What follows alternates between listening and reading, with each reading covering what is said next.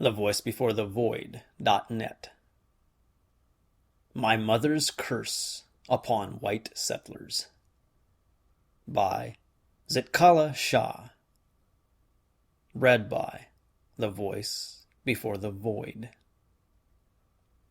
One black night, Mother and I sat alone in the dim starlight, in front of our wigwam. We were facing the river, as we talked about the shrinking limits of the village. She told me about the poverty-stricken white settlers who lived in caves dug in the long ravines of the high hills across the river. A whole tribe of broad-footed white beggars had rushed hither to make claims on those wild lands. Even as she was telling this, I spied a small glimmering light in the bluffs. "That is a white man's lodge where you see the burning fire," she said. Then, a short distance from it, only a little lower than the first, was another light.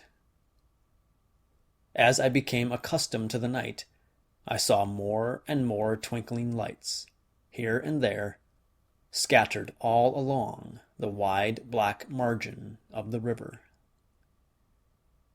Still looking toward the distant firelight, my mother continued, "My daughter, beware of the paleface. It was the cruel paleface who caused the death of your sister and your uncle, my brave brother.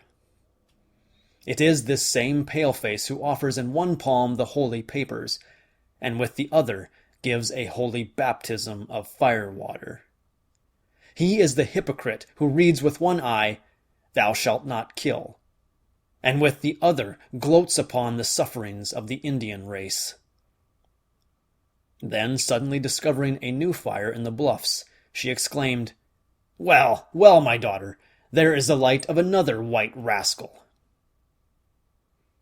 She sprang to her feet, and, standing firm beside her wigwam, she sent a curse upon those who sat around the hated white man's light. Raising her right arm forcibly into line with her eye, she threw her whole might into her doubled fist as she shot it vehemently at the strangers. Long she held her outstretched fingers toward the settler's lodge, as if an invisible power passed from them to the evil at which she aimed.